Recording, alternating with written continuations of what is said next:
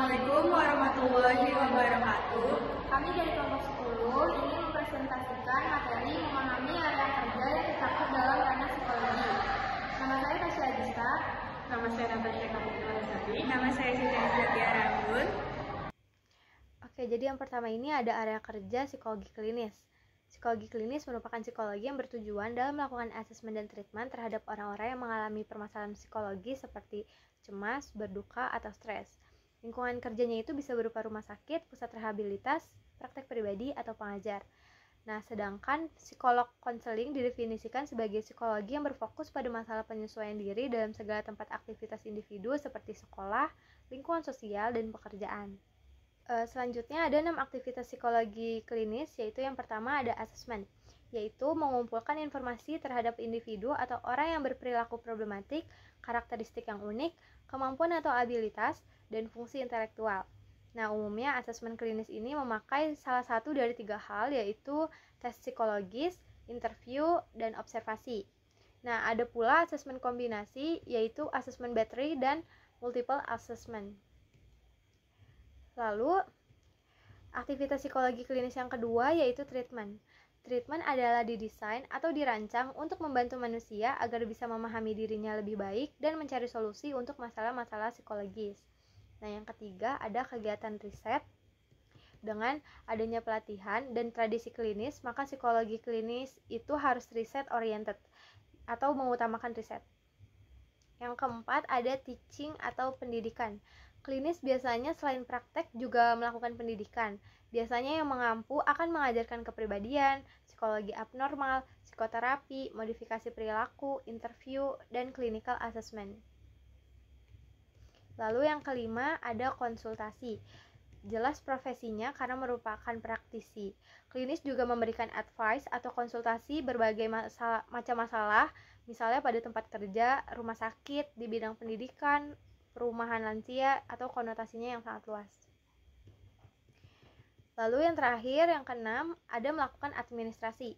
Maksudnya, klinis bisa melakukan manajemen terhadap organisasi, contohnya membuat perencanaan kerja.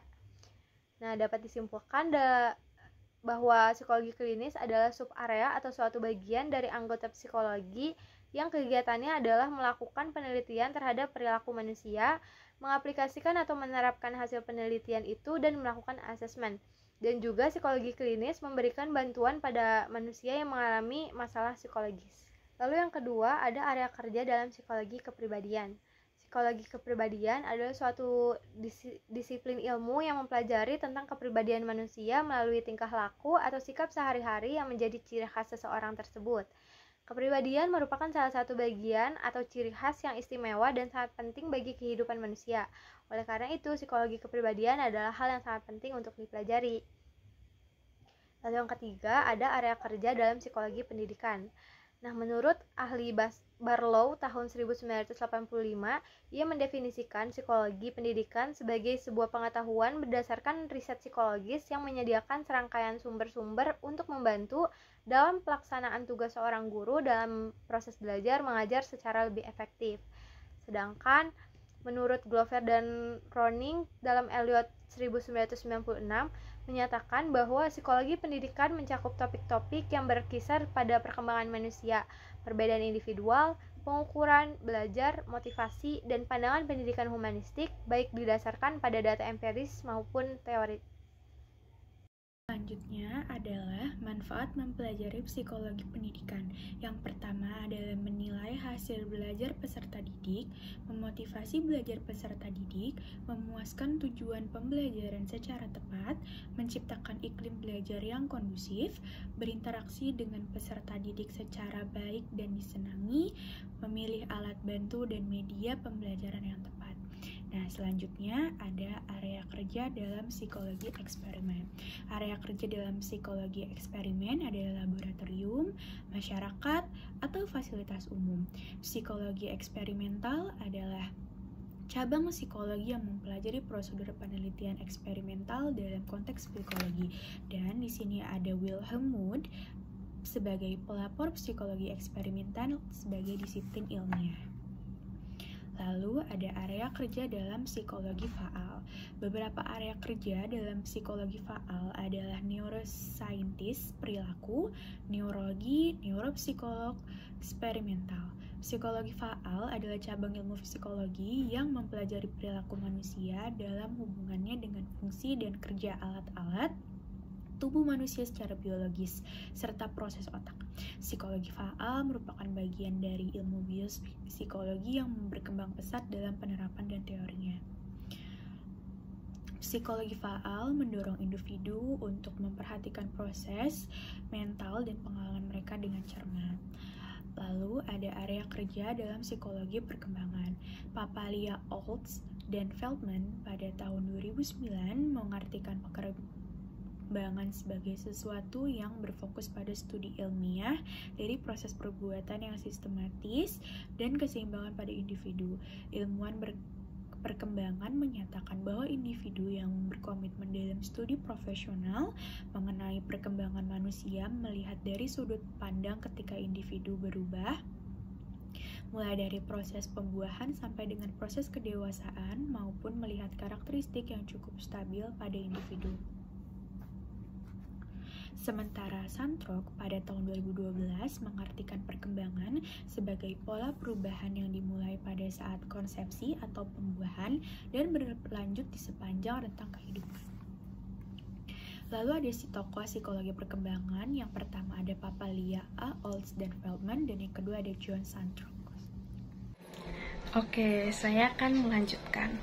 Selanjutnya itu ada area kerja dalam ranah psikologi kesehatan, di mana psikologi kesehatan adalah bidang psikolog yang berfokus pada peningkatan kesehatan serta pencegahan dan pengobatan penyakit.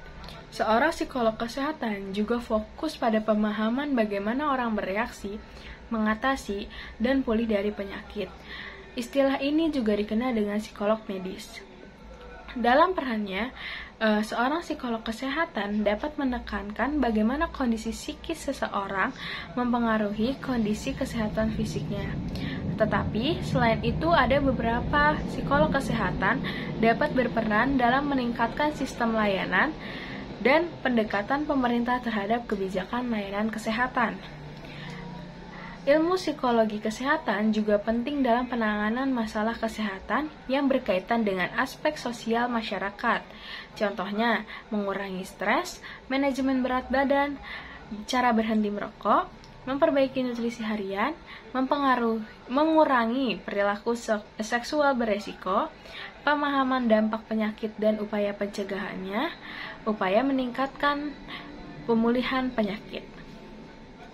Selanjutnya, itu ada area kerja dalam ranah psikologi sosial, di mana psikometri adalah cabang dari ilmu psikolog yang berhubungan dengan pengukuran dan penilaian sifat-sifat mental pada manusia layaknya kecerdasan, karakter personal, tingkah laku, interest, dan kemampuan psikologis lainnya.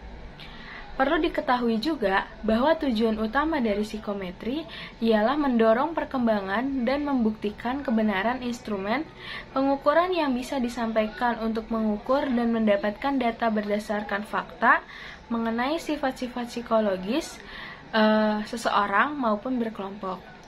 Nah, menurut berikut ini, itu ada beberapa pengertian psikometri menurut para ahli.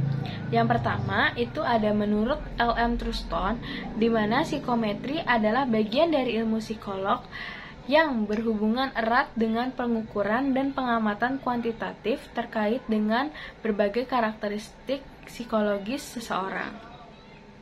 Yang kedua, itu menurut Stanley Smith Stephens, di mana psikometri adalah disiplin ilmu mengenai konstruksi, penafsiran tes pengukuran, dan bertujuan untuk mendorong perkembangan instrumen pengukuran yang valid, terpercaya, dan tidak subjektif. Yang terakhir itu ada menurut Lee G. Cronbach, di mana psikometri adalah ilmu mengenai pengukuran faktor psikologis dan berbagai tata cara yang dipakai dalam pembuatan, pemanfaatan, dan penafsiran tes. Selanjutnya itu ada area kerja ranah PIO, di mana psikologi industri dan organisasi merupakan salah satu cabang dari ilmu psikologi. Psikologi industri dan organisasi itu membahas psikologi dalam lingkup organisasi atau aturan kerja. Banyak istilah yang digunakan untuk menyebut psikologi industri dan organisasi. Nah, ada Inggris menyebut psikologi industri dan organisasi sebagai occupational psychologist, work and organizational psychologist. Merupakan istilah yang digunakan di Eropa dan di Amerika. Cabang psikologi ini disebut sebagai industrial and organizational psychology. Nah, ada juga pengertian psikologi industri dan organisasi menurut para ahli. Nah, yang pertama itu menurut Bloom and Naylor, di mana menyebutkan psikologi industri dan organisasi sebagai aplikasi dari fakta dan prinsip psikologi pada masalah sebagai konteks bisnis dan industri. Yang kedua itu menurut Guyon, di mana dia menjelaskan bahwa psikologi industri dan organisasi sebagai keilmuan yang mempelajari mengenai hubungan antara manusia dengan dunia kerja. Selanjutnya itu menurut A.S. Munandar, di mana dia mendefinisikan psikologi industri dan organisasi sebagai keilmuan yang mempelajari tingkah laku dari manusia yang dikaitkan dengan perannya sebagai tenaga dan konsumen baik secara perorangan atau kelompok. Terakhir, itu menurut Munsterberg, di mana dia menyebutkan bahwa psikologi industri dan organisasi sebagai keilmuan yang mempelajari perilaku dari manusia dalam dunia kerja. Nah, yang terakhir itu ada area kerja dalam ranah psikologi rekayasa, di mana psikologi kerekayasaan ini mempelajari interaksi antara manusia, mesin, dan lingkungan kerja untuk meminimalkan kesalahan manusia dan memaksimalkan produktivitas dengan mendesain peralatan di tempat kerja sesuai dengan kondisi manusia. Beberapa istilah terkait adalah ergonomi, ada juga biomekanika, ada juga psikoteknologi, yang tujuannya adalah meningkatkan kinerja karyawan dengan mengubah mesin dan lingkungan kerja sesuai karakter.